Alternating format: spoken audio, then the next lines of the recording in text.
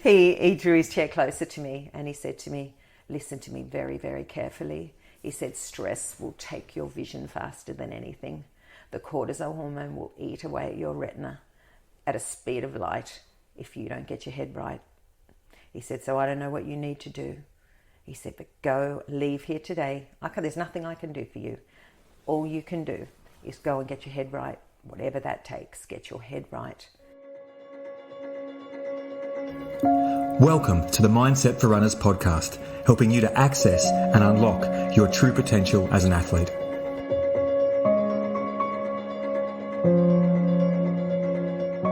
Hey, it's Rob here. Welcome to this special episode, an interview with Lily Piccolo. Lily is an exceptional cyclist and athlete. A mother of two living with vision impairment, Lily lives an extraordinary life fueled by an extraordinary mindset. She's going to share that mindset with us on this episode. Recently crowned the New South Wales Paracyclist State Champion, along with her tandem pilot Jay Gaffey, Lily's mission and purpose in life is to inspire and motivate people living with disability and disadvantage to be the best they can possibly be and live their best life. I hope you enjoy this inspirational interview with the amazing Lily Piccolo. So Lily, I'm so excited to have you on the podcast today. Thank you so much for your time. It's really my pleasure to be here. I know you as Lily the Gun cyclist, who everybody talks about how much power you've got and how strong you are, but cycling hasn't always been a part of your life, has it? No, not at all. I rode a bike around, when I was a teenager and prior to vision loss. So the condition I have is a degenerative one that wasn't diagnosed till I was 24 years old. So I grew up as a regular teenager, getting around a country town on a little girl's bike, and whatever kind of mum would pick up from the tip, that would come home, and I'd jump on that and ride to netball training or to school or whatever. So no, I never. The next time I got on a bike probably when I was at university. Again, just to ride to uni, to the gym, to the beach, that sort of thing. Little did I know that my vision in the background, my vision was going. Cycling certainly was not a part of my life. And now it's very much a part of my life. But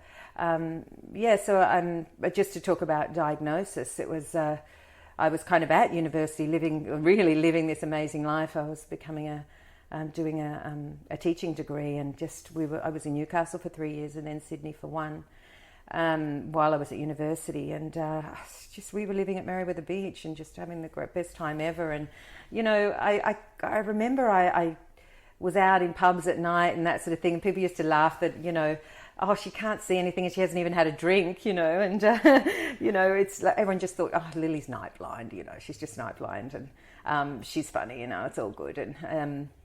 And then, as you do when you're kind of young and vanity sets in, and it's like, I think I want to get some coloured contact lenses. And it was, oh yeah, that'd be really cool, brunette with blue eyes. Would you go blue or would you go green? And, so off to the optometrist I went at I was almost 24, and he looked into my eyes and he said, oh, what are you here for? And I said, oh, I'm here for coloured contact lenses. And he sat back and he said, okay. And he looked in my eyes and he sort of sat back, and then he looked again, and he was back and forth and in and out of the room a little bit and back again. And he said, look, we need just to put those coloured contact lenses aside because I'm seeing something on your retina that is he may not have used the word concerning me, but certainly it was concerning me that he had seen something on my retina. I said, what is it? And he said, look, I can't be sure and I don't want to make the diagnosis, but I need to send you to a retinal specialist. It's like, oh yeah, I'll get round to it. And he said, no, I really need you to go. I'll make you the appointment now. And off I went. And I was living in the lower North Shore of Sydney at the time, and I was in that final year of uni. And I went into this ophthalmologist, retinal specialist office, and sat down, and I remember him taking one look into my eyes, sort of reading the report from the optometrist, looking into my eyes, and then leaving the room and turning the light off. And I was sat in the pitch black for about 20 minutes. I didn't know what he was doing, but I know now. he was testing my night vision, obviously, which is a big symptom of my condition. And he came back to the room, he started moving around and talking to me to try to see if I could track him. I didn't know at the time what he was doing, and I know now. And then he had another look, asked me a few more questions, and then sat down really close to me, like much closer than you are sitting to me, and put his hand on my knee. And I remember thinking, this guy is either hitting on me or is about to tell me some really bad news. And unfortunately, it was the latter. And then he said to me, you've got a condition, a retinal condition that's degenerative, that is taking your vision. It's called retinitis pigmentosa, and you've probably got 5 years. Wow. I'm 24, in the prime of my life. I had met the man that I would ended up marrying, the father of my children, and living a pretty good life. And then I've just been told I'm going blind. What was your vision like leading up to that? I was night blind. There was no doubt about it. Yeah. I was still driving. I wasn't driving confidently at night. I always struggled at school seeing the blackboard and things, but I just, I remember, sort of growing up in the 80s that, there wasn't the technology they have now, so they just thought they just couldn't correct my vision past a certain point, and I had astigmatism. So put her at the front of the class, or, whatever, I just got through it. It was okay. It was okay. I was functioning absolutely what I would say normally. I just didn't, I didn't get around as well at night, but it didn't stop me doing everything that I wanted to do. So I had a choice in that moment, as I said. What do I do with this? I was devastated. Someone's just told you you're going blind. You've got 5 years till you're living in darkness. I can't even compare that to anything. It was so devastating. And I got given when I walked out of that office, I was given a piece of paper with the number of Retina Australia on it, and who was sort of the, I guess the support organisation for people with retinal dystrophy.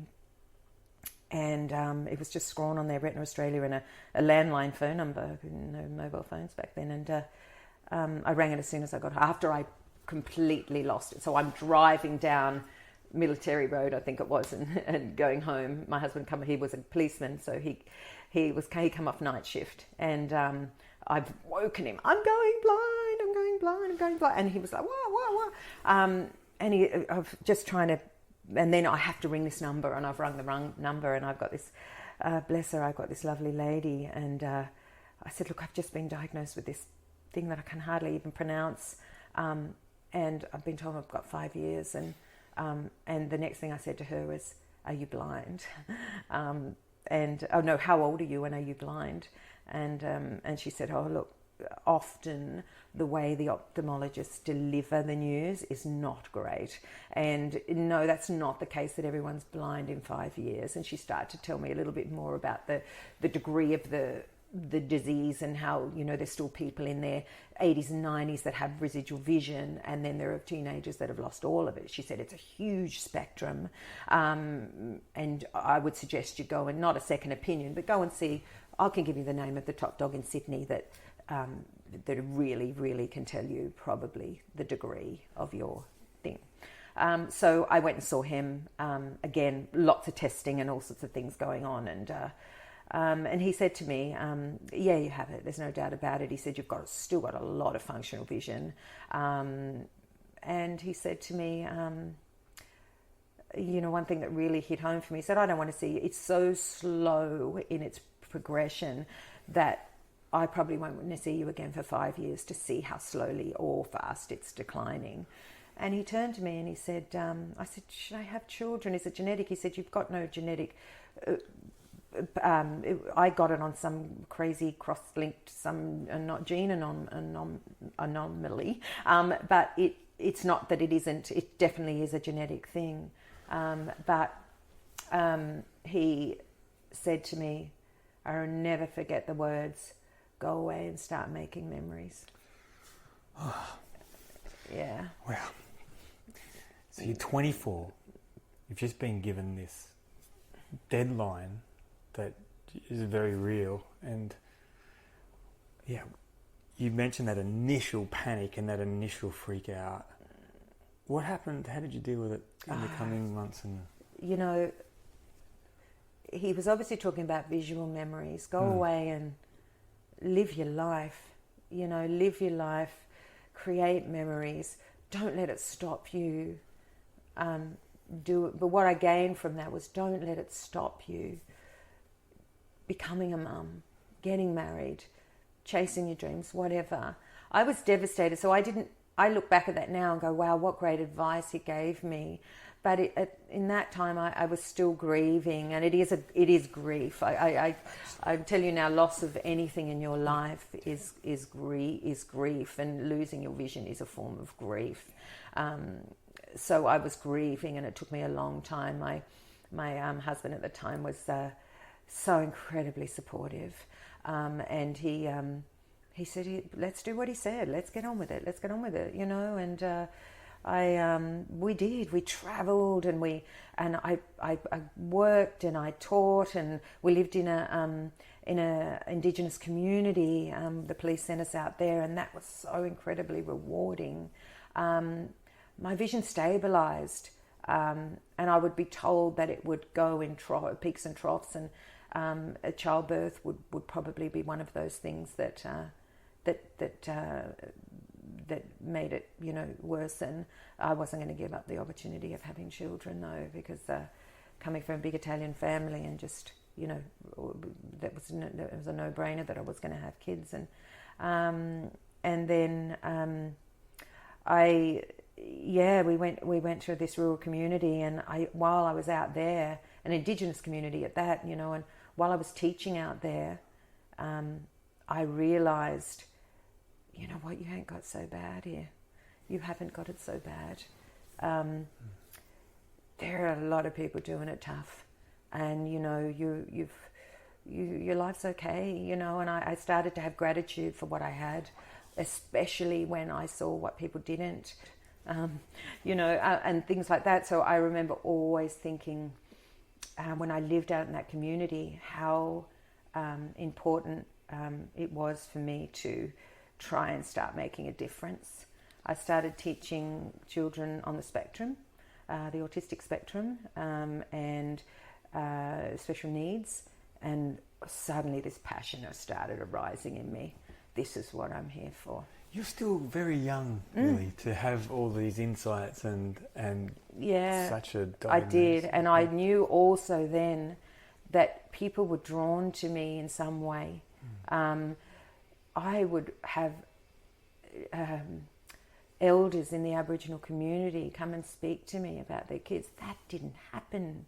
People would go, what are you doing differently? I said, I'm giving, excuse my language, but I'm giving a shit about the kids. That's what I'm doing differently here. You mentioned something before about the doctor said that childbirth will be one of the things that makes the vision worse. Can you explain that? Yeah. So stress and the cortisol hormone is, as you know, in any condition, it targets anything vulnerable in your body. So I know this now because, and just to step forward a bit, the reason why I know this, I didn't know it at childbirth, and that's obviously a very stressful thing for you to have to do, but it's all about the cortisol hormone. So when I divorced 5 years ago, and that's when I lost the biggest chunk of my vision and became legally blind, the ophthalmologist said to me, while I was living in the Highlands, he said to me, "What happened?" I said, "Why?" And he said, I'd been seeing him for years, and he said, "What happened?" And I said, "Why?" And he said, "You've lost half of the vision in 6 months, the half of the vision that you had. So say you had 80% left, you just lost 40. And he said to me, "What happened?" I knew him very, very well, and he talked to me quite candidly. And I said, I'm divorced. I said, I'm divorced, and it's been challenging. to say the least.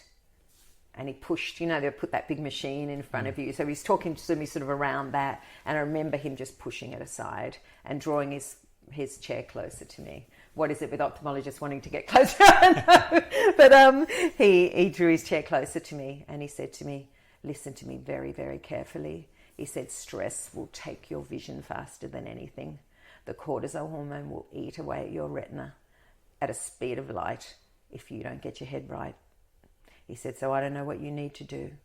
He said, but leave here today. There's nothing I can do for you. All you can do is go and get your head right. Whatever that takes, get your head right. And I walked out of there going, okay, I've got control over this now. I know he can't fix me. This is an incurable disease, but I know what I need to do to stabilize it now and keep that at bay.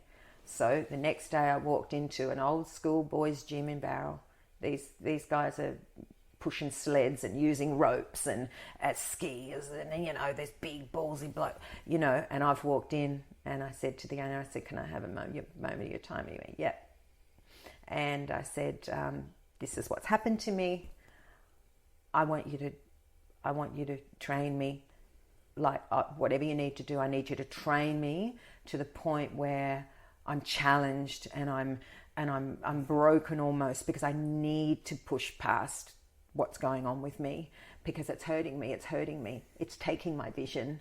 So I need to get to a point where I feel so incredibly good about myself physically that it's going to have a knock-on effect to me mentally. And he sat back and he went, I know exactly what you're talking about. But he said, because I suffer severe anxiety and mental health issues. I was meant to walk into that gym. Wow. Gym. And man, I started training. I lost weight. I felt good. I couldn't wait to get there every single day. And it was a game changer for me. So suddenly exercise, and I'd always gone to aerobic classes, that sort of thing. I'd always been active, but nothing like this. Pushed beyond my limits. And man, did it shift my head into the most incredible space. I suddenly became really intentional about everything I do. Everything. So it had a knock-on effect to friendships, relationships, the relationships with my kids,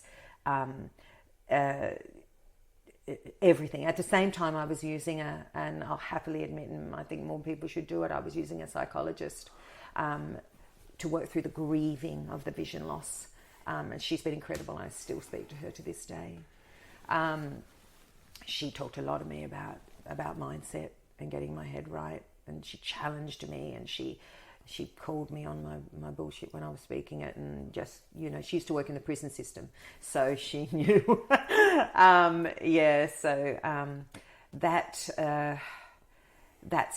That's kind of what so going back to the childbirth thing, that's where I lost a chunk.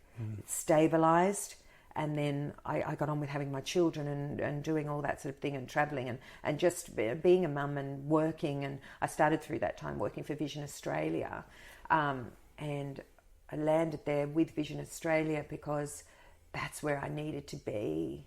So now I'm starting to think, how can I use this vision impairment for good? Right. Beautiful. Right. I need to know more. So I need to know more about, you've gone to this gym and suddenly you said you were more intentional in life. So if we go back to working in the Indigenous community, you had a shift of perspective. Yeah. You were approached by elders. Obviously you had this wisdom and attractiveness about you that people were drawn to you. Then you've gone on with life. You had the 2 kids. You've gone to the divorce. And then you say, for the first time in my life, I was intentional. Can you talk to me about that mindset shift? Yeah, so I think the mindset shift has come to the fore very recently, actually. So I knew while I was working at Vision Australia and I was educating people on life with vision impairment, how they can improve their lives, how they could use the NDIS in really creative ways to live their best lives. I used to present and stand up and use my voice and get all this feedback. I worked with volunteers and some incredibly Paralympians. I worked with the lowest of the low. I worked with everyone and everything in between, children, all that. And I knew I was making a difference there. I knew I was making a difference. So my passion was ignited. It was a fire inside my belly was ignited. This is what I'm supposed to be doing. This is where I need to be. And I remember one day, there was many, many times where I knew, I had clients in tears, and it's because I had rapport with them. I was just telling Jay the other day, I'd walk into a room with the client sitting there devastated because they're newly diagnosed or whatever, and it's always like, what would you know? In comes me, full of life. What would you know? Well, actually, I have a vision impairment, and the shift in them was like, oh my God, okay, she does know. And then we started working together. But I'll never forget, I was in the city once doing an NDIS planning meeting for a client. She walked in and she was started to tell her story, and she lived on the streets of King's Cross. She was a jazz singer, and she wasn't anymore because she hit the skids, and she was a scatter. I don't know if you've ever heard about scatting, where I can't do it, but it's quite an old jazzy type thing. And she started telling her story, how she'd hit rock bottom, and then her vision went. She couldn't read the music anymore, and she could still sing, but suddenly she wasn't getting gigs anymore and all that sort of thing. And I said, then what are your goals? We always talked about goals in the NDIS. I just want to sing again. All right, let's make that happen. And then we started talking about how we could get support workers to get her to gigs. We could talk about assistive technology to make she wasn't totally blind. She could still see large print. And let's see how we can use technology to get you in gigs. And let's get you a support worker so to take you to the gigs, to help you navigate. Let's get you a cane, whatever it takes, And this went on forever. And the planner sitting there just, just going, okay, this girl's doing my job for me, so I'm all good. And she was like so grateful, that I was there with this client. And then I call her a client, but she.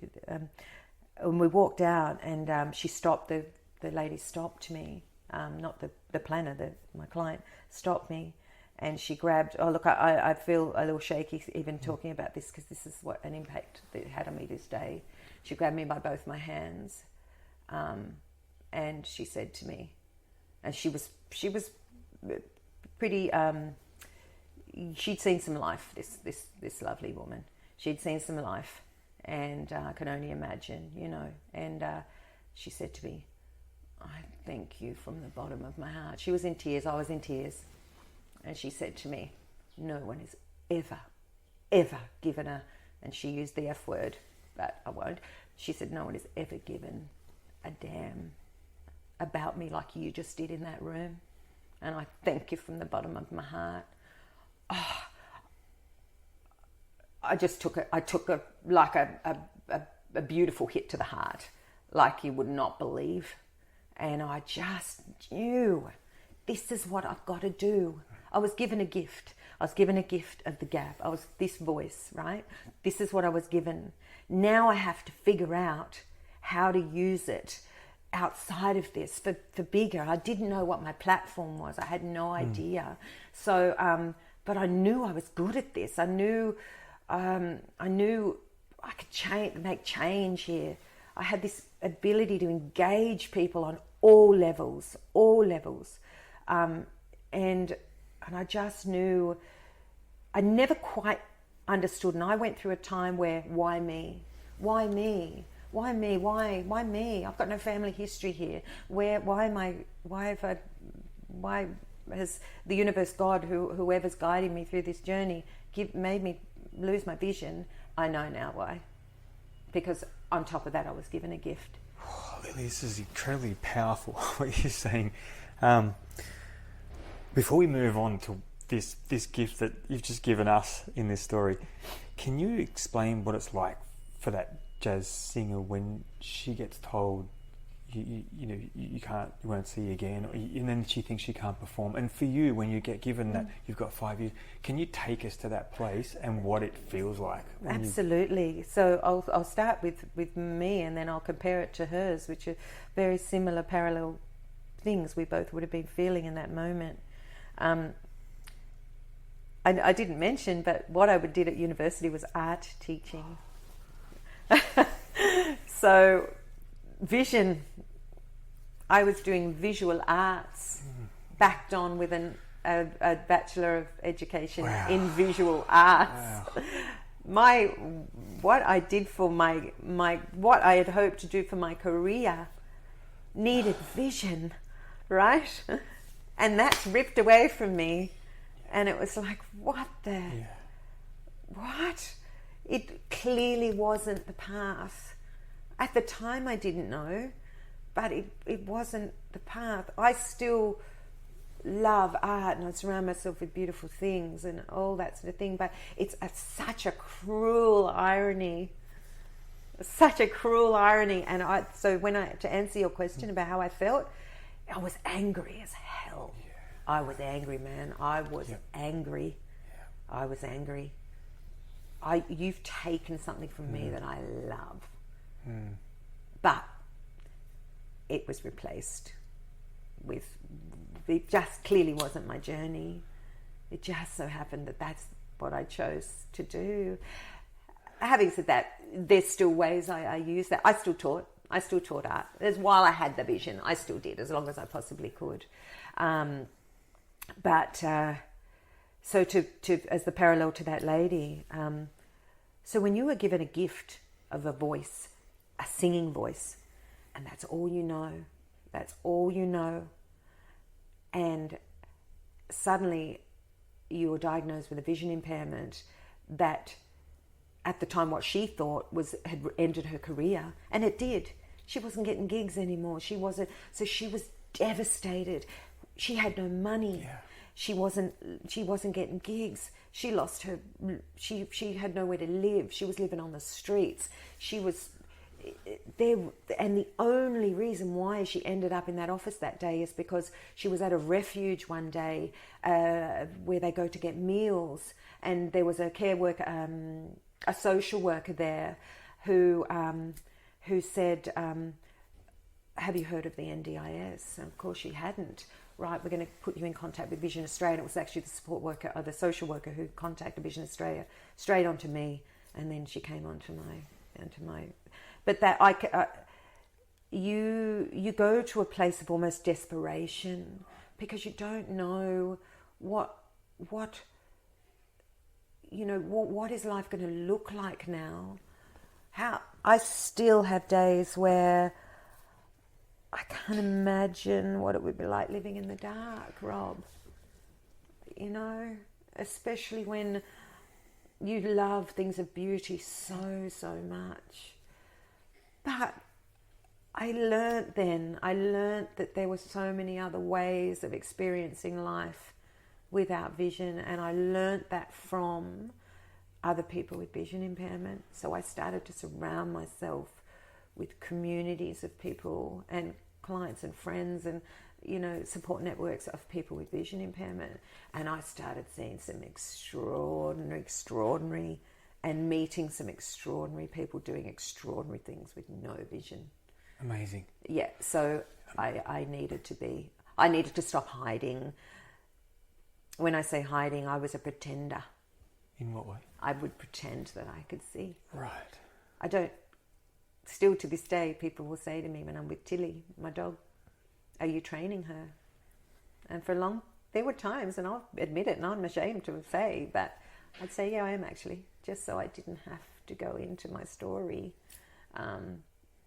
I would pretend that I was sighted, like my peers, my colleagues, whatever, because I didn't want to be labelled.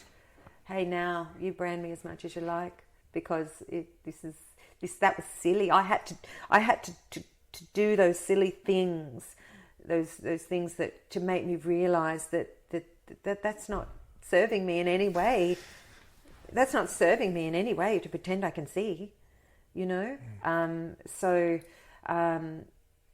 But anyone with vision impairment will say they've had those days.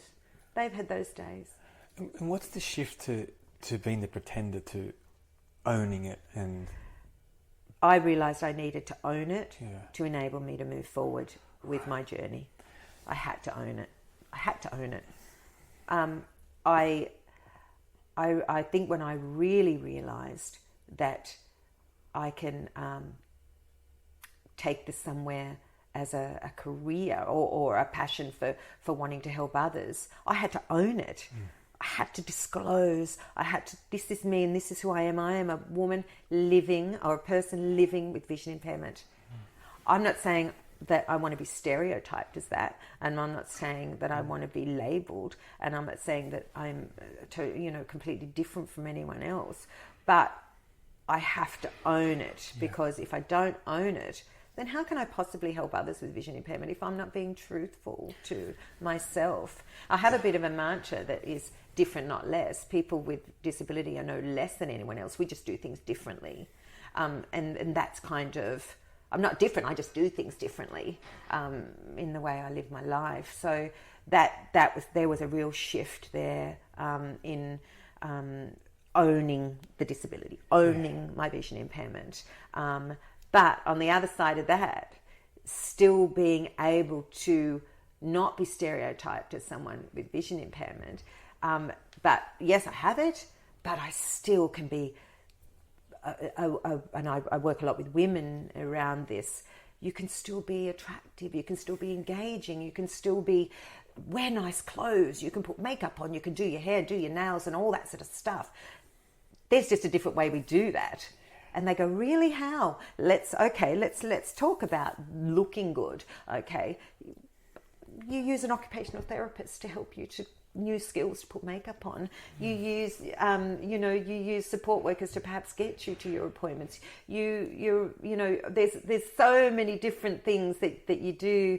So they say, oh, I can't do that anymore, and I said, let me show you how you can do that. Yeah. So and that, obviously then takes me to what I'm doing now in the cycling. I've got 10 questions before we go to the cycling, because I want to take you back to the desperation, and you were that hand in the dark for her, for example, the jazz singer. Yeah. And the people that you found, they were the guides for you, the vision impaired people who said, look what we're doing with our life. And it's when you're talking about it, it's this recreation of yourself, from Lily, the 24-year-old, to the teacher in the outback. But your acceptance of it has allowed you to create this whole new life. Absolutely.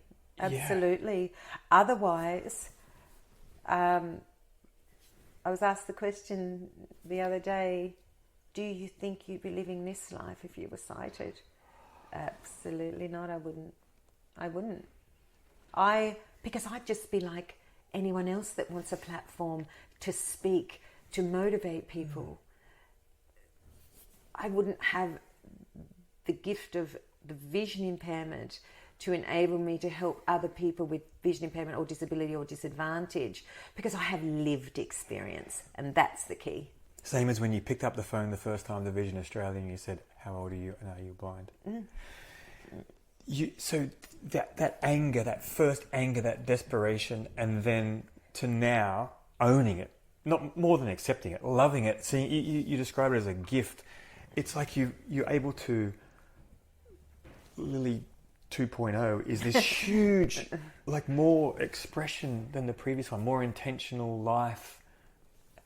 I think it also makes people listen. It makes people sit up and go, wow, she's not just a chick that can talk a lot and engage people.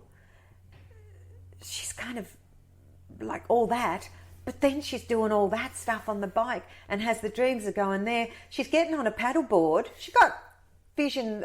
So just to give you the idea of what I see through. I'd love to hear. I see through. So you've got most people with the regular vision. Regular vision, that's probably not the right way to say it, but normal vision. have 180 degrees. Okay, so we go from there to there, 180 degrees. We don't see 360, we see 180. So they have their peripheral vision and then it comes into their central vision. My peripheral's completely gone. I now come down to 10 degrees. 10 degrees. 10 degrees. So 10 degrees, 10%, when you call it, we call it 10 degrees in the vision world. Less than 10 degrees is legally blind. Okay. So less than 10 degrees of peripheral vision. I am very blessed that that 10 degrees through the center has function in it, and that means I can move around a familiar environment.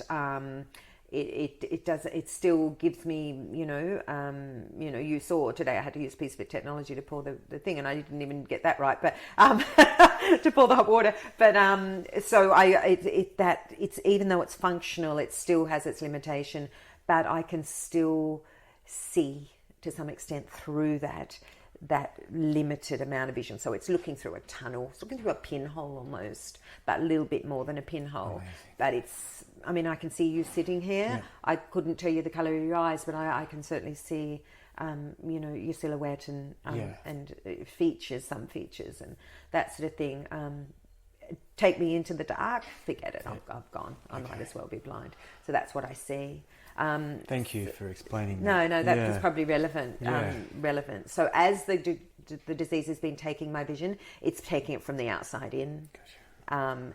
That could, and I never ever entertain it, because I live in the hope, and you've seen the other tattoo on my arm, which is the hope one. But I hope that doesn't go any further. And I really truly honestly believe, with hope we need belief, that there will one day come a time that, and I have had the genetic testing and they've found my anomaly, and I have been told that, Lily, there's hope. We found out what your spelling error is in your DNA. That's how they, in the layman's terms, use it. And now we've found it. We just need to find treatment for it. So what I do with that around mindset is I don't wait for the phone call every day to say that they found a cure for what I do is I sit that in what I call my God box. There's nothing I can do about that. There's hope now. It's now up to those amazing scientists and funding and whatever else to enable that to become reality, but I have no control over that now. So that sits in my God box. It sits in my that's out of my control, but I leave that out there but I still believe that will happen one day. But I know now I've got work to do. Wow. They're not going to give me my vision back. I don't think I'm going to get my vision back until I've done my work, and I haven't done my work. I'm getting there, but I haven't done my work yet. I've got work to do. I've got people to help. I've got people to motivate. If I get my vision back, there goes my platform. Unbelievable. Unbelievable. Before we move on to that, can you explain, you just mentioned the tattoo on your left arm. Yeah. And you're showing me now it says hope. Yeah. Yeah. Yeah. And on your right arm is believe. Can you explain a bit about? Yeah, sure. So I did going back to one day at work at Vision Australia, one of the orthoptists, and an orthoptist is someone who does a lot of vision testing and then suggests technology and things that can help you use your residual vision, your functional vision. That's what an orthoptist does. And the one at Vision Australia, we were good friends, are good friends. And he came and sat down next to me one day at my desk, and he said, "Have you heard the news?" And I said, "What news?" And he said, they found RPE65 is a genetic anomaly that they found a cure for, and they're restoring vision in a very small cohort of retinitis pigmentosa. He didn't say hope then. He turned to me and he said, how you've always wanted to. We've always talked cars, and I've always wanted a Mustang. And he said, "You'll drive that Mustang one day, Lil." And then he just walked away. Wow. And I went, "Yeah, okay." I was like, "What do I need to do?" He said, "You need to you need to get on the registry. You need to do the testing." Fast forward to I got a call from the Westmead Sydney Eye Hospital. Sorry, he works out of Westmead as well. Professor John Grigg, one of the top dog retinal specialists in Australia, doing incredible work with genetic testing and curing blindness basically. And I finally, after many weeks, got an appointment with him. He had a massive long waiting list. And talk about the universe working in your favour. I had to get a referral from my ophthalmologist in Bowral to him. They just happened to go to university together. Hello. So I'm not sure if that made any, but I did get the call to say, you've been referred by Dr. Mackin and, he wants to see you. And it was during COVID. So we did a telehealth. And I remember him talking about the genetic testing. This is what we're doing. We've got 16-year-olds driving again, seeing stars in the night sky. And it's funny he referenced those two things, because the two things I miss the most are driving and seeing stars in the night sky. Anyways, he talked all about that, and he said, right, you need to go and get your blood taken, and then we're going to do the testing. There's an 80% chance that we will find it, and a 20% chance we won't find the anomaly in your DNA. If we don't find it, game over. If we find it, we just may be able to find treatment for it. And then right at the end of the meeting, you got any questions, I said, no, what do I? He said, you need to call back the clinic and they'll get you in. Well, it's literally taking blood out of your arm and then they go and do whatever they need to do with it. And he said, before I go, he just looked at me and I could see enough to make eye contact with him on the screen. And he said, Lily, there's hope. Wow.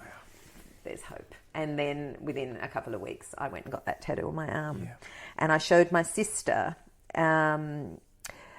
Actually, I put a post on my Facebook, actually, that sort of, again, a part of the journey of me disclosing. So I put this, for those of you who don't know, I suffer from a rare vision condition, The story today, I met with it, and finally there's hope, and I had a picture of the tattoo. And my sister rang me almost immediately, and she said, Lil, you cannot have hope without belief. You need to believe it's going to happen. And then the belief tattoo went on the other arm. So now when I'm having a shitty day, and I'd have bad vision days. I have bad vision days, and I have days where I'm bumping into things, or I'm falling over, or I'm missing seeing things. Then I'll just give that a little rub and go, there's hope. And then the belief is that there's hope, but the belief is again, putting it in your God box, and going, I do have a belief that will happen one day, and then,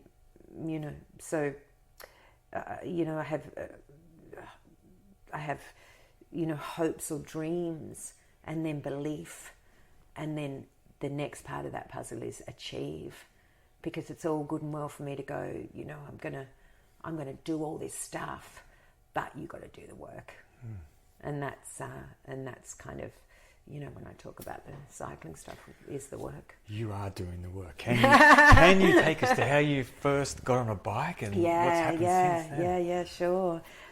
This is where it all gets very exciting for me, actually, and where certain things, like, I'm a true believer. I'm a spiritual person. I'm not. I don't advocate for any sort of religion or anything like that. Don't get me wrong, but I do believe in some way we're guided in this journey in life. I truly, honestly believe that. I don't know how, and I don't want to know how. I just know we are. I'm sure, Rob, there's a reason why you became a firefighter. There's a reason why you run. There's a reason why you give back to the children. And knowing you almost immediately, as soon as I met you, I went, yeah, now I know. This guy's incredible, engaging, and just I could just tell, So I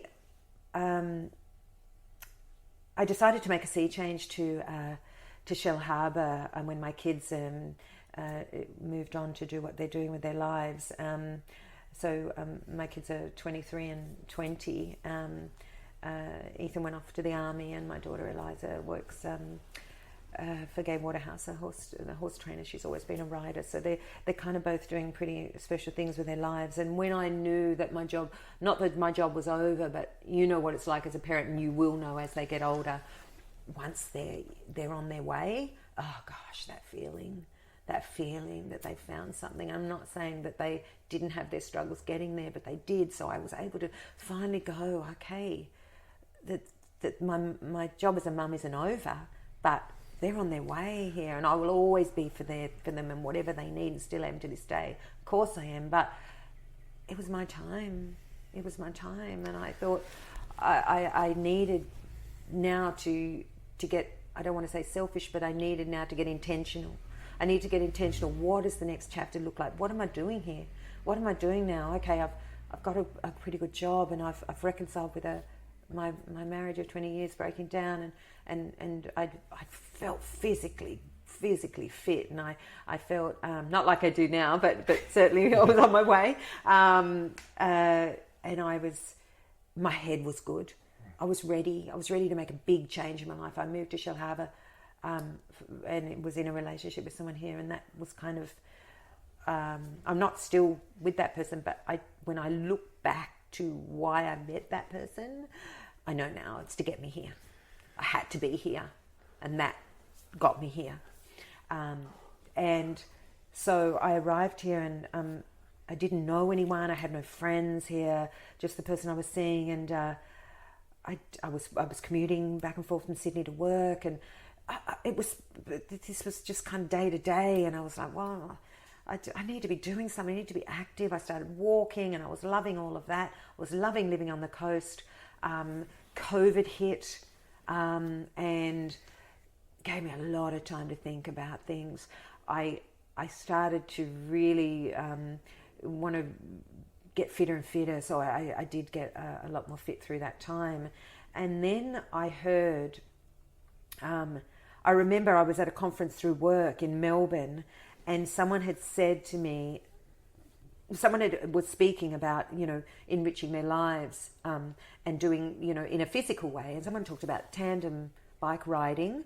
And I remember asking the question of the presenter, where are you doing that? Where is that? And they said, there's this group on the south coast of New South Wales, in the Illawarra, called Excite Tandems. You need to get in contact with them. And I went, okay. And that just sat back with me until I moved here and went, now I need to get in contact with them. So I rang Jeff Stratton, who is the head of Excite, and so just so for people that don't know, it's a completely volunteer-run organisation. So these beautiful, beautiful people, they call them captains. So in my world, they're called pilots, but captains, pilots, they're the person on the front of the bike. So they're taking time out. A lot of them are retirees, taking time out of their, in their retirement, and not all retirees, but most, to enable people with vision impairment to get back on a bike. So I got on my first captain came, and he picked me up and on Red Rocket, which was his tandem. It was an e-tandem, by the way, so it had a battery on it. I'd never seen that before, but it made it a whole lot easier. I wonder if that was intentional. I wonder if that was intentional, because maybe I wouldn't have liked it so much if I had to work really hard. Anyway, I had no kit on. I had sneakers. They had to put flat pedals on it. I had a pair of leggings and a t-shirt, and on I got 10 kilometres around Shellharbour, and went, oh, this is okay, but I'm a bit sore, I don't know. I thought, and he was sort of talking about, nicks and things, which I knew nothing about. He said, do you think you'd like to do this again? I said, yeah, I really would. And then, so we went longer and longer and longer, and then we went up to Fig Tree, where Excite is, where all the bikes are kept. And I tried a few different bikes and a few different captains, and loved it, and just thought, this is something I love, being out, and it's actually, I took to it like a fish to water. I really did. I didn't, and then I was convinced to get some cleats and some shoes, so I could ride more efficiently. Never heard any of this stuff before, ever. And I don't know, what if I can't unclip and I fall off, and all that sort of stuff was happening. Anyway, so I was riding, still in my sneakers and flat pedals for, must have been 6 months. And then I'll never forget the day. Well, I've got a phone call first from Jeff, and he said, look, I've got a new captain for you, a pilot for you, female. I went, great. I hadn't ridden with a female before. It's predominantly men. And I went, okay. And he said, I won't tell you too much about her, but, she's joined as a pilot, and, I think she'd be a good match for you. And I went, okay, no worries. When's she coming? And it was, I can't remember, it might have been a Tuesday, I can't remember. And as she was picking me up here, we were driving to pick up the tandem in Fig Tree and then go for the ride with the rest of the mob. And I'm smiling at the moment because I'll never forget this tall, blonde Amazonian beauty bounding across my front lawn. And you know how I'm talking about in the beautiful Jay Gaffey. And I looked up, 6'1", for those of you who don't know her, and just thinking, oh God, I'm in trouble now. And one of the fish, so beautiful embrace. Hi, I'm Jay. Yeah, Lily, great. And I remember she, not in a bad way, looked me up and down and went, we're going to get you some kit. And I remember thinking, kit, what, huh? And then we chat all the way to Fig Tree, jumped on a bike, and we literally did not stop talking for that entire ride. We just gelled like that. And the way she became a pilot was because John Demandel, who's a blind triathlete, had been connected with her at an event, and she needed to learn to ride a tandem. So I was kind of her practice stoker, and the person on the back is called a stoker, and I was the practice one, but so kind of sort of long story short, it wasn't long until I was I was forewarned that you would be getting asked this question, Lil, and what would that be? Do you want to do a triathlon? It was like, what? You're really good at this. Do you want to do a triathlon? It's like, that involves me swimming and running. So, and anyway, so that's how I started, and it was, and I'll happily sing her praises. But her belief in me, the motivation she gave me, the connection she gave me with a bunch of beautiful women who ride every Friday, and I'm happy to say that I'm friends with most of them now. And she started to connect me into a world that I had never experienced before, into the Kiama Triathlon Club, who were so accepting of me. And they were at a point, Jeff, the president of the club, he was at a point where he wanted to bring inclusion into the club. So John was the first one, John being the blind triathlete, and he was, Lily bounced along and thought, now we have someone else. And and then I just started to build rapport with him and other people, and realized that let's go down this road of inclusivity in the club, and see where this can go. And so it started from that. That's where it was born. And then I did a community ride with the group, and then at the time of the UCI I was on, again, this fire is just keeps getting flame. What do they call it? Fanned, right? This flame inside me is getting fanned and fanned every time I got on the bike. Every time I met anyone new. Any time I was at these events, I got interviewed by the radio at the community ride, because there was a bunch of tandems, and they wanted to know what was that all about. So I just started speaking, as I do, about different, not less, and how and inclusion, and how important it was for someone as a person with a disability being able to be part of this. Again, all of this, and I call it passion. This is just building up and building up and building up. And then I did my first triathlon, the Wollongong Tri with Jay. Man, that was tough. that was tough. I hadn't done a lot of training coming into that. I knew I could smash the bike, and which we did, but I'd never swum in the open water before in a competition. And I remember I was standing on the beach with Jay, and I burst into tears, and I said, I can't begin to tell you. She had her arm around me. This is, for me, someone with no vision, to be tethered to you in the ocean, this incredible, ultra woman, in the ocean, about to do a swim, then jump on a bike, and then try and run, and to do this as a person with vision impairment, this is not only huge for me, but huge for her. And I'm so incredibly grateful for someone who is so incredibly selfless to guide and pilot someone with vision impairment at the expense of them competing. Again, all this is just firing me up, and I've wanted to keep going. Yeah, so. Oh, this story just gets better and better. Can you explain what it's like? You're the stoker, so you sit at the back, the pilot sits at the front. That would be terrifying for me. So you have to put all of your trust in the pilot to do what they tell you to. Can you tell us about that relationship between pilot and stoker? Yeah, absolutely. You have to be in complete synchronicity with them. People don't realize that's not two separate, that we're connected. So when she's turning, I'm turning at the same cadence as her. So we're connected. So we've got to be matched in ability. She can override me, I can override her. So we don't want that. We want a synchronicity. We want to be both, the stoker is the power, is the engine, and she's my eye, she's my navigator. But at the same time, we're both working really hard. People have this misconception that the stoker's not working. We're working really hard. So we, it's you have to be almost like one when you're on there.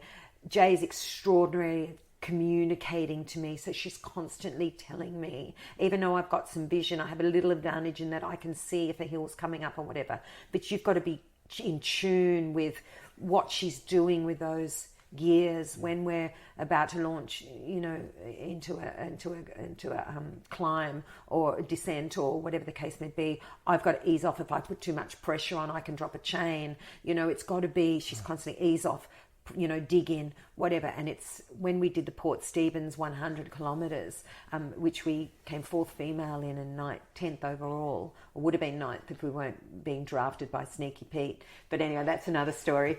But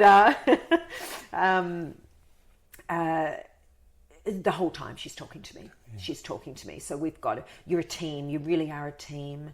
And it's very, very important that the communication's there, and I do trust her. I've never ever, the first time I ever got on a bike with her, I trusted her. She's, I knew I was safe on the back.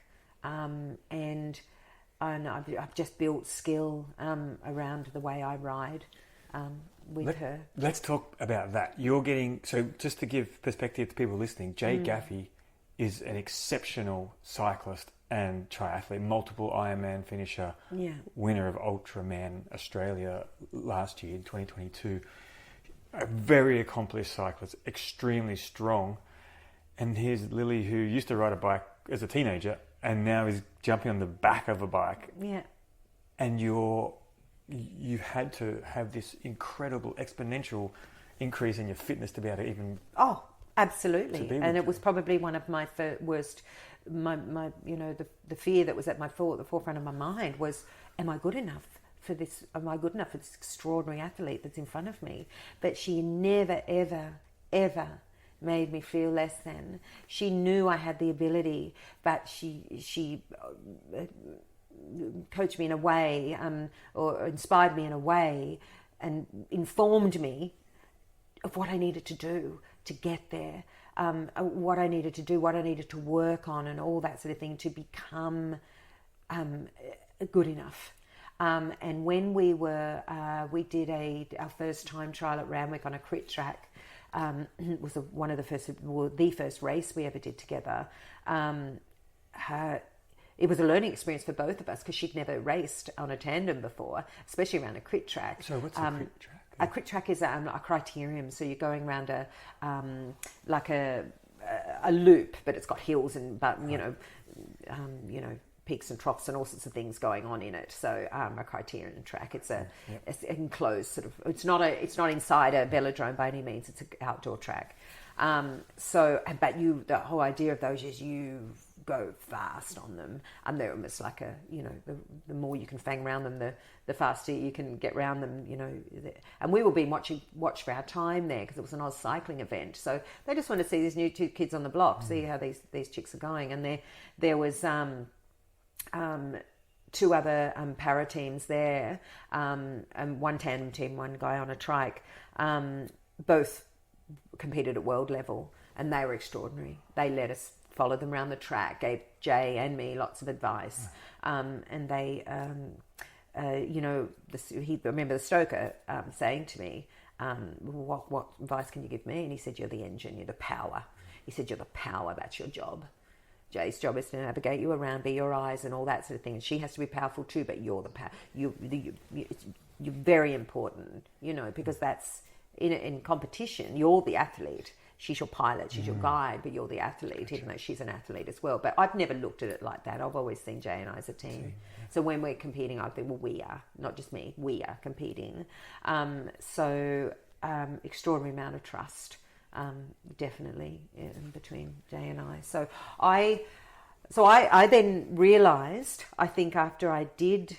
So I was getting feedback from Jay, I was getting feedback from other people, other captains that were pilots I was riding with Excite, saying, people telling me, you're good at this, you're strong.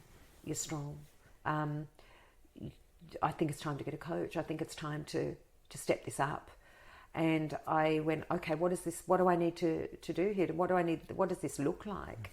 First, where do I want to take it? What do I want this to look like? Do I just want to be strong and go in a few, try aquabikes or tries or a few cycling events, or do I actually want to take this somewhere?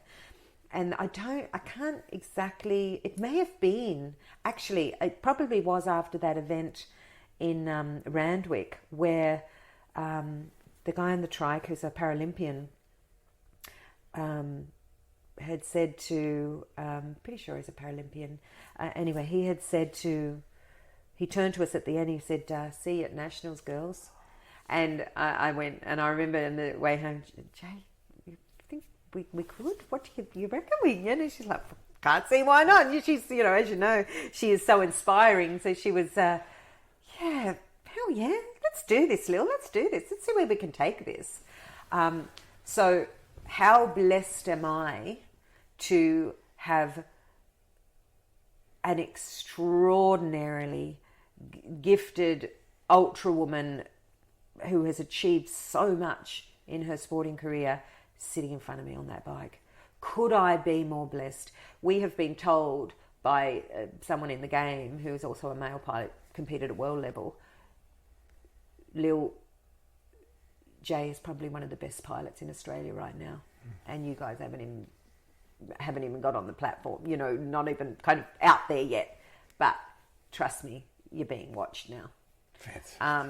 Because you can't tell me that they're not Googling her to find out who she is, right? They're Googling me and finding nothing. But so already I'm a little ahead of the game. So I've got work to do now. Okay, let me get good. What do I need to do?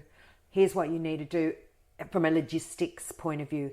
I need to get a trainer. So for those that can't see me right now, I'm looking and pointing across to a $6,500 piece of equipment. That's the Wahoo Kicker Smart Bike, latest version of. I spend a lot of my life on that. So that's a crucial part of my training. That had to build my aerobic engine. It had to give me skills. It had to put me through all sorts of crazy workouts that the coach puts in there for me. It got me fit and strong and powerful. And that piece of equipment has been a game changer and such a big part of me being and the reason why I have to use it is because I'm vision impaired. I just can't go out on a bike and train, right? Of course. So so that's and then of course I thought, okay, well, I've got that now. What else do I need? So in came a coach, a nutritionist, a physiotherapist, a support network, of friends and fellow athletes and people that's probably excite to give me the rides I need out on the bike. Jay, obviously, to give me, and I am blessed to have use of an ex John DeMandle's bike, which was his race bike. So this bike I'm on now, which we fondly call Snowy because it's white, has been our race bike until I get mine, which is being built in the States as we speak. So I go, oh, okay, I've got all the tools now. I've got all the tools. So now I just need to, I can get whatever I often say to the coach, tell me what I need to do and I'll do it.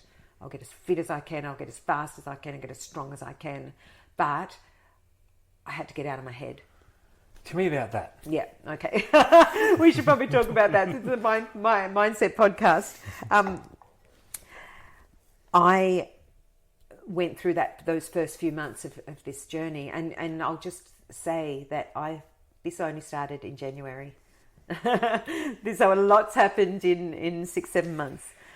Extraordinary. Yeah, so that's when it started. Like, I've been on the bike obviously beforehand, but from a trying to do this professionally or getting to a competition level, 6 months.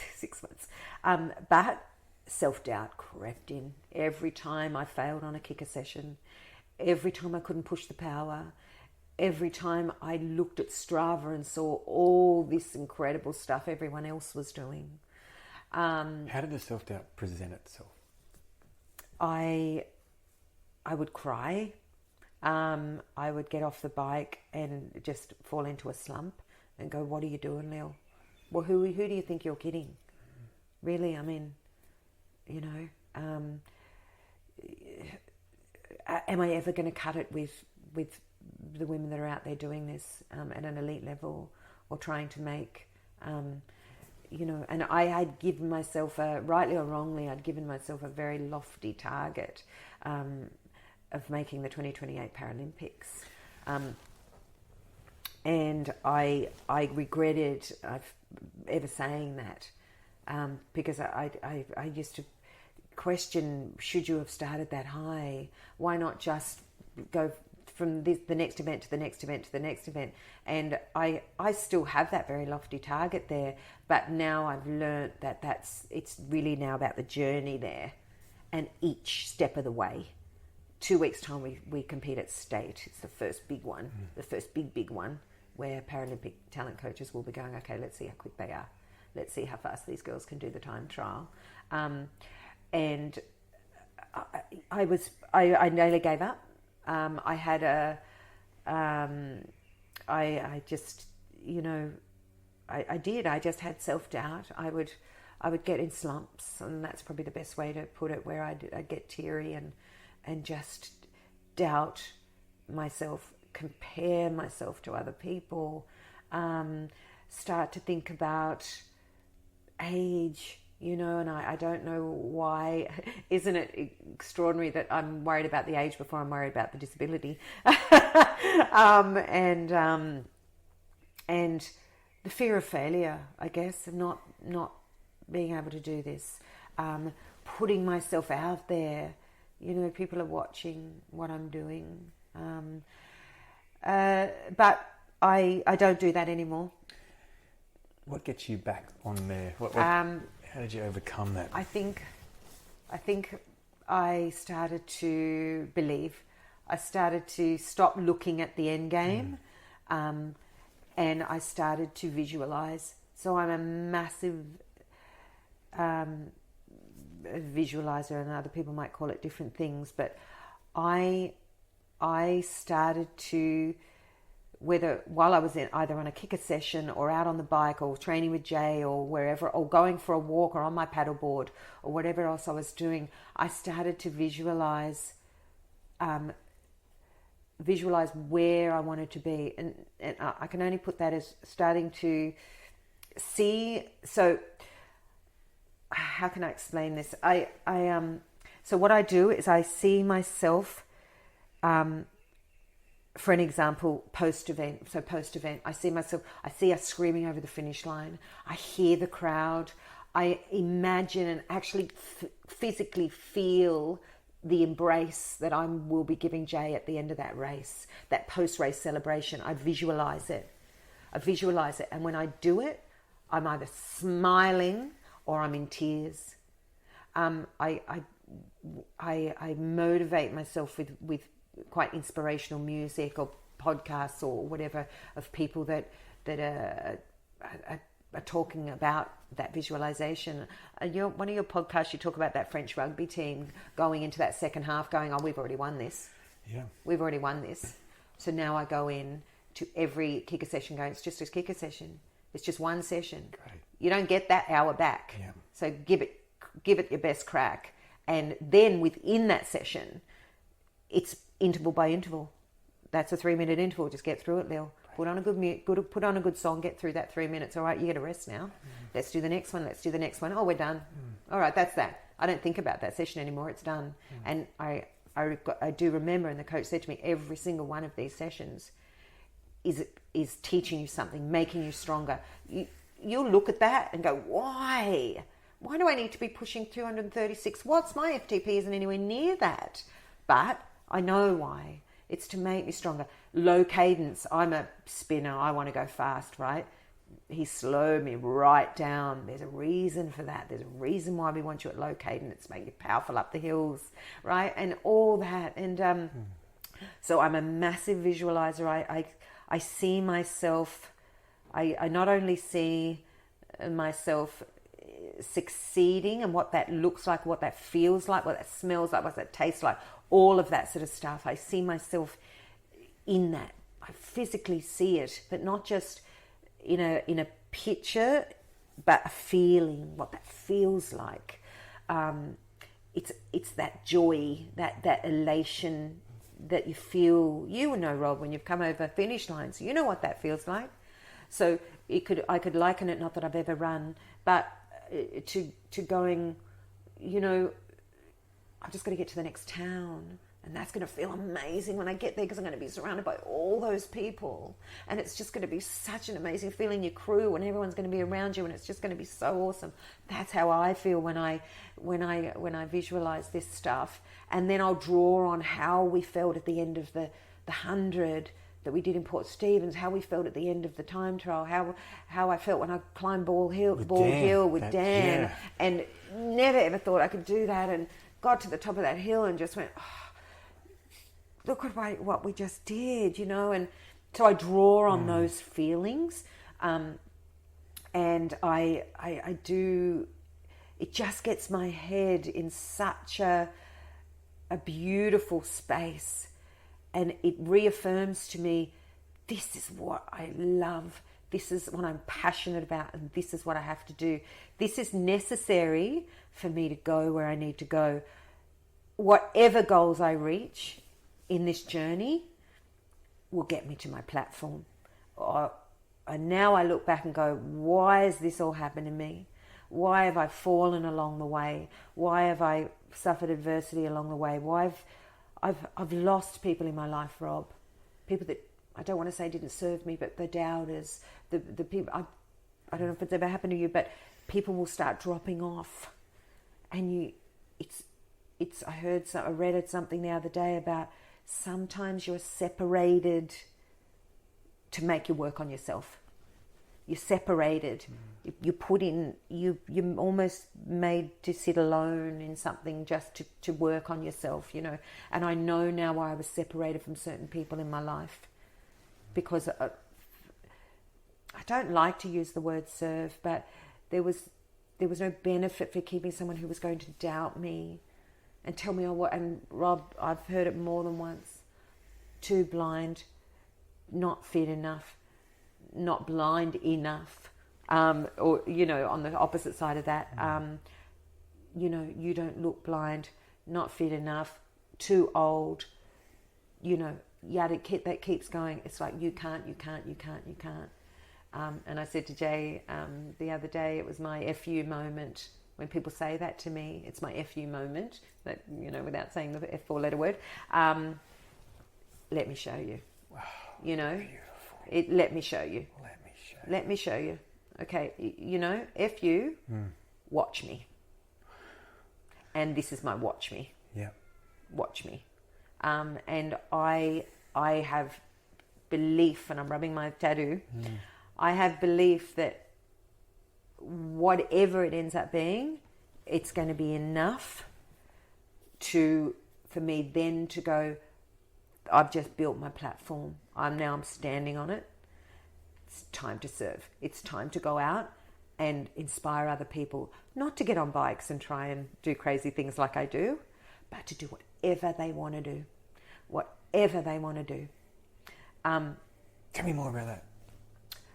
Okay, so I also visualize me standing on a stage. I see myself surrounded. It doesn't have to be a stage. Sometimes it could be that I'm sitting in a classroom surrounded by teens that are not quite sure where they're going to go in their lives. It might be in a disability organisation. It might be in a place of disadvantage. It might be in a homeless refuge. Wherever that is, I'm sitting there with them. I'm not talking at them. I'm talking with them about their dreams. I want to hear what they want to do. Whether I'm talking to someone one-on-one or in a group or wherever I am in a classroom.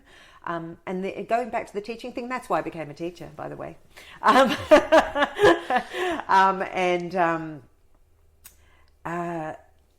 then I want to, they will have that self-doubt, but how can I do that? But how can I get there? And I just want to find out what the goal is, and then go, let's see how you can get there. I didn't think I would be able to do what I'm doing now in a million years, but then I was able to chunk it out in steps. What did I need to do to get there? I didn't instantly think, I'm going to have to buy a trainer, I'm going to have to do all that. I didn't know any of that. I didn't even know what cleats were. I didn't even know what cycling shoes were. You know, so it's empowering them with the knowledge, helping them to understand how to surround themselves with support, and bring people into their world who are going to support them and nourish them, and not. And yes, sometimes you have to let people go that are not enabling you to do that. The doubters, the you can't. No, you can. You know, and it could be anything. They might want to write a book. They might want to go to university and become something. They might want to not go to university. They might just want to go and get a job, any job.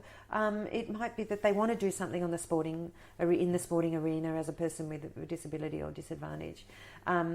I would like to focus on maybe people with disability, because obviously self-doubt around that is a lot bigger than, and there's a lot of other people out there that can help able-bodied people to reach their dreams. My niche will probably be to help people with vision impairment and disability in general to reach their dreams. So what I'm learning through all of this process I'm going through now is skills and tools and knowledge that I can then impart onto others. But also I want to teach people just to have self-belief, to first and foremost, before we start thinking of how we can help others, just get yourself good. I went from a really bad place to working through so much, to being in a really good place, sitting here with you right now. A really good place, good in my head, good in my body, where I know that, and I've got a lot of work to do as far as, you know, having things I can talk about in my achievements, but I think already I've done enough to go, well, I kind of have reached some, or ticked some pretty big boxes here. I wanted to, there'll be people will still go, how? This is where someone with disability in particular, as someone under the age of 65 who has, maybe has an NDIS package that has a lot of funding in it, in a couple of different types of budgets, which I won't go into, but that start using that creatively. Start using, we are very blessed in this country to have a national disability insurance scheme that enables us to live our best lives. And that's exactly, their catchphrase is a bit different, live an ordinary life, I think it is, but live your best life. So without it, and I will advocate it, no, there's people out there that will be the haters of it, but I advocate, without the NDIS, I wouldn't be looking at that piece of equipment over there. I wouldn't be able to have the opportunity to fund a bike that is way beyond my expectations of pieces of equipment. Support workers that can get me around. I've talked to Paralympians who weren't able to get to their training sessions. The NDIS came along and I used to plan with them. What do we need to get you to Homebush when you live at Penrith? We need a support worker. That's all we need. We need someone to be able to walk you down to the boat, because she had no vision, this particular, down to the, is that what they call them, boats? I don't know. And, that sort of thing. It was, there's just so many stories around that. So so there was a reason why I went to work to Vision Australia, to learn all of that. Now I can use that as well. And if it's not about using their funding, it's just about just believing in themselves and just finding their gift. Everyone's got a gift. You have a gift, Rob. I have a gift. There's others. Everyone's got a gift. And I read something the other day, I'll try and quote it, that life will surprise you sometimes, but by putting you on the path you were meant to be on.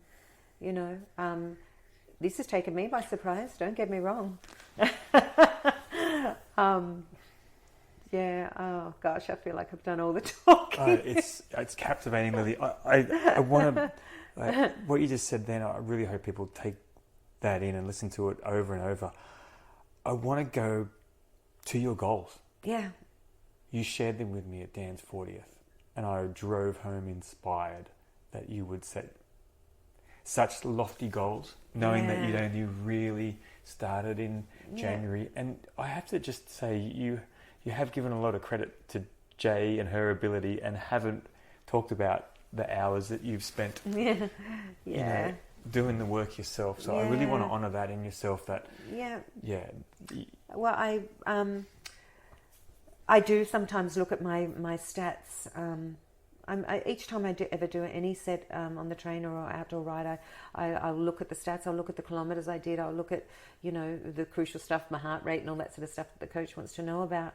But I think I looked at my stats for. I know there was one month, I think it might have been May, that I did 1,200 kilometres that month on the bike. So far this month, I've done almost 700 on that kicker. That's just on the trainer. Yeah. That's a lot of hours, but now I get out and ride with Excite as much as I can. I do the training rides with Jay.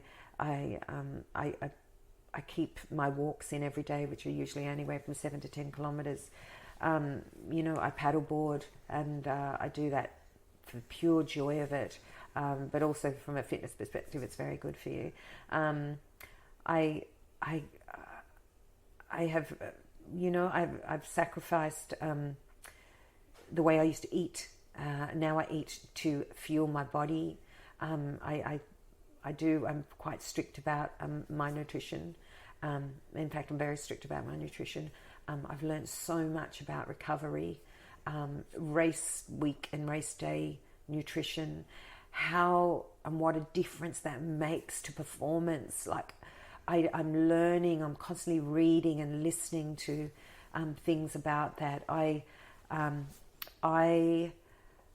was faced at the beginning of this year, in fact, the middle of last year, with the opportunity to have, not the opportunity, but I was faced with redundancy from Vision Australia because they were restructuring the department I was working in. And at the time, everyone was, quite angry. It wasn't just happening to my department, but lots of others.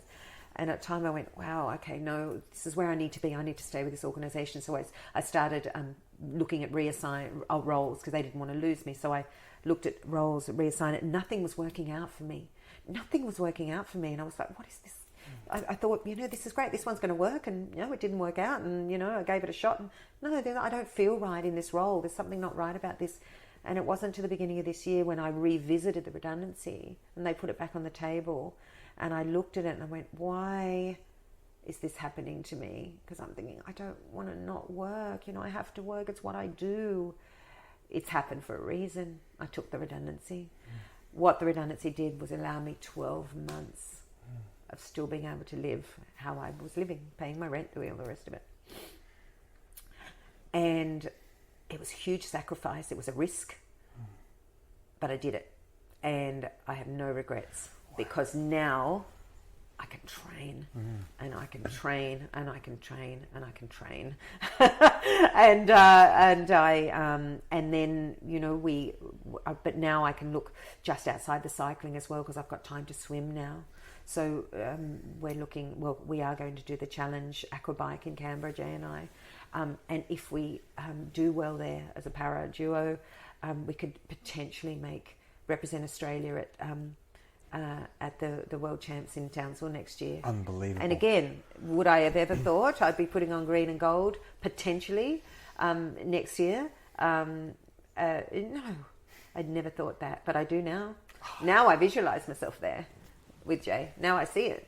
Now I see it very clearly. So when I say I've got work to do, this is the work. This is what I'm doing. But at the same time, a couple of things that with the work and the sweat and the tears, sometimes there's tears and sometimes it's, the self-doubt and all that sort of thing. But I find myself now, probably just in the last couple of weeks, perhaps 3 or 4 weeks, going, this just all feels very normal to me now and I'm enjoying it. So I never, ever want to stop it being fun and I never want to lose the fire in my belly. And as long as I've got those two things and I do the work, I have the dream and I have the belief, and this is the achievement part. This is the work. This is kind of, what I'm doing. I'm putting in a lot of hours. So my day will sometimes look like get up at 5, jump on the kicker, do my hour or hour and a half on that, whatever the coach puts in there, and that amazing technology that talks to that, and all of a sudden Trainer Road has got me doing this crazy thing full of crazy efforts. But that's okay, I've got to get through this, and then I use that mindset to go, okay, it's an hour of your life, Lil. It's an hour of your life, and that's a 3-minute effort. Get it done. Then you get a rest. And then next, and then next, and then next, and next. Make sure the music's great. Make sure, I'm dancing around a little bit, having a great time, and I do. So I turn those, I can't believe this is coming out of my mouth, but I actually look forward to those sessions now. Enjoying the process. The process, yeah. So, and realising that instead of looking at the end game, it's just this is the process. Ticking the boxes. The coach said to me, you're ticking the boxes. Enjoying the process.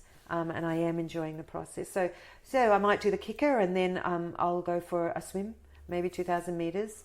And I've got great, beautiful support people, Dave Lawrence, who picks me up and takes me to the pool. And then I meet others there and we swim together. And that's, I can't be more grateful. How could I not be grateful for these people that are there to help me achieve my goals, So I try and swim 2 or 3 times a week. And then I'll do the Excite ride as well. I walk at least 7, maybe 10 kilometres with my dogs. It's important I get them out. That's also good for my head. And I'll try and get a paddle in every week as well. And I don't know how I could possibly fit work in there.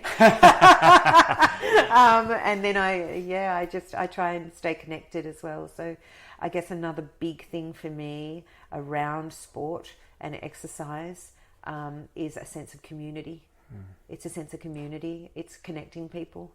As I said to you, when I arrived here, I knew no one.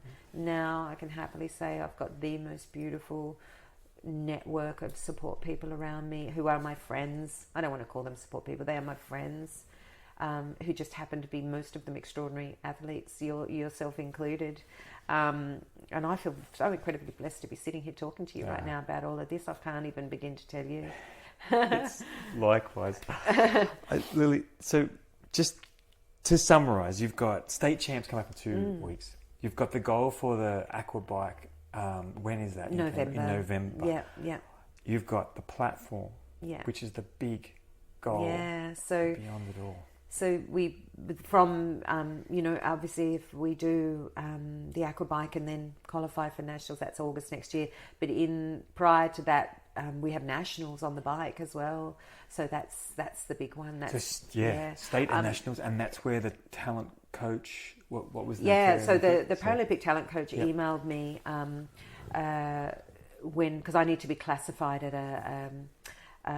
a national. Well, I'm classified as a B3 para athlete, which is B3 is blind, and there's 1, 2, and 3. So 1 is totally blind, 2 is some residual vision, 3 is a little bit functional, pretty much. I sit between 2 and 3, but they classified me in 3. So when I was going back and forth from the Paralympics Australia about my classification, he's been flagged. And he's sent me an email saying I'll be looking very closely at your time at state. So that's why I'm working so hard at the moment. So then, if we go to nationals, which we probably will, we're then up against at least 2 other tandem women teams. We'll be up against our rivals. Which we've never done before. Amazing. So we'll see how good we are. Now, we were on a training ride. So I was told by someone in the Illawarra Cycling Club that the girls that won at Nationals last January in July, Ballarat, in the time trial over 19 kilometres, averaged 35 kilometres an hour. So Jay and I did a simulation of our time trial last Thursday, and there were hills in it, as you can't escape them in Kiama and Jamberoo. But we had to do 2 20-minute efforts. And then we couldn't quite see what our averages were because we had to sort of stop and start the clock. And when I got home, I did the sums and I put it into this little nifty calculator. And we were in that second effort, we were doing 35 kilometres an hour, and we're doing them on hills. And I told Jay, it was like, So I remember when Jay actually was in the front yard with me when we came back with Jay, and he's kind of doing the sums in his head, and he said, hold on, you were doing that over that over that.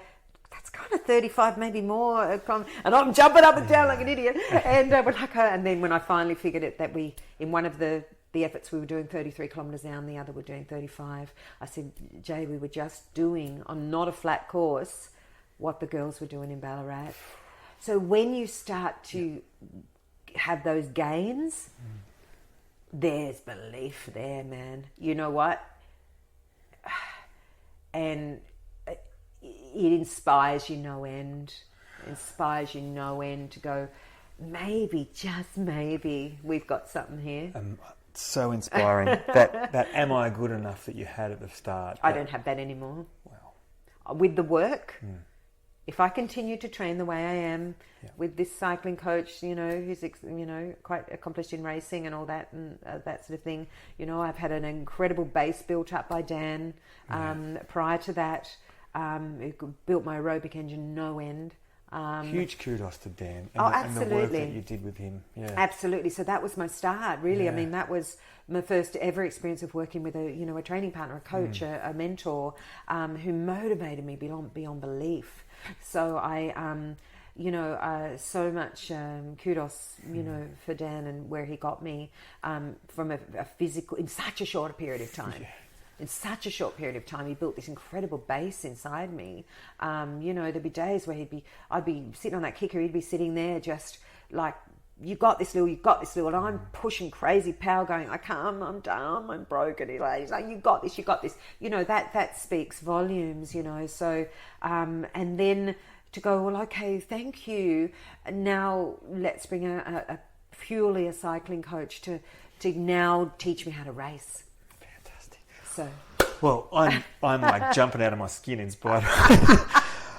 And you inspire me. What you do inspires me no end. You know, I am, you know, I have a connection because my nephew was a burns victim. So when I see what you do, I have almost like a family, almost personal connection to what you do, and that selflessness in what you do. And I want to do that one day. I want to do this not from. I don't want to be on that platform for me. I want to be on that platform for them, for those people I can help. Yeah.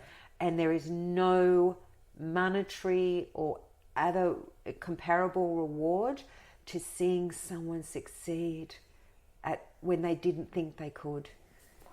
That's huge. I can't wait for that day. Yeah. I can't wait for that day.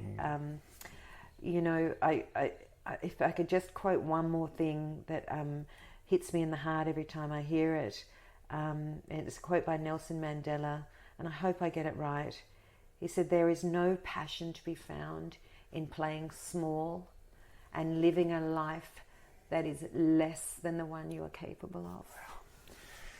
Well, and it hits me in the heart every time. What a great, isn't it? Beautiful way to sum up what we've spoken about today. Yeah. I do want to ask you, is there anything else you want to say? I guess I'm. Oh, sorry. Perfect. Sorry. That was not good timing. Sorry. That's so funny. Oh, maybe we can edit that bit out. Yes. Sorry. I should have muted all That's that. All right. Before I kind of get on that platform to speak to others, to inspire them, I hope that they gain something from my talk today, because this is the first time I've really spoken very openly about my journey, and it is a journey. I hope that I've given some hope to those with a disability disadvantage, or maybe just someone that is not quite sure how do they go to the next step. I hope that I've inspired them in some way. I am absolutely there for anyone that ever wants to speak to me about any of this stuff, and even if it's just to be an ear, because I know when you are going through certainly vision impairment or other disability, but certain vision, I'll talk to vision impairment just because it's what I live, is that it can be tough. It's tough. Your mind really does go to some dark places sometimes, and I want them to live in hope that they will have something inside them, some sort of gift, whatever that is, that will enable them to live their really fulfilled life, and if I can help them in any way to achieve a dream, how little, no matter how little or large, would absolutely, that is what my purpose is. That's what I want to do. And you've been doing it all your life, Lily, and you're doing it right now. So with that, how can people follow you or? Yeah, so I'm Lily Piccolo on Facebook and also Instagram, and I hopefully in the not too distant future will have a website, and on that website I hope to tell a little bit more about my story, my achievements. They can follow my journey, see where I'm going, so I can give updates on that. I'm yet to do anything in that athlete. I can't even still believe I'm calling myself an athlete, but do a bit of an athlete in that space. Reach out to me, even through the Kiama Triathlon Club as well, which I'm part of now. I just.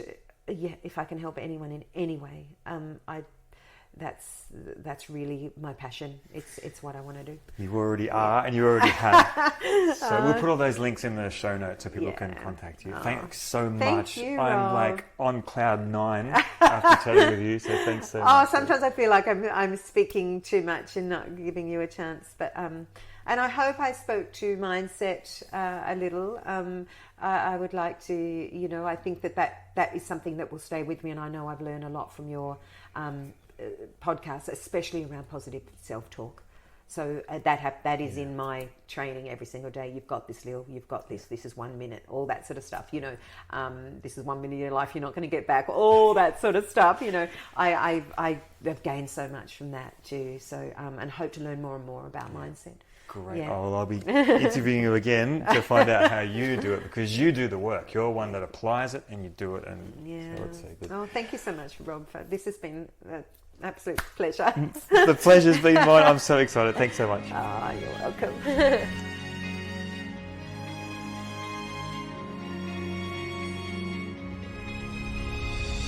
Thanks for listening to the Mindset for Runners podcast. I hope you got something practical and useful out of this podcast, or something inspiring to help you get out for your next run.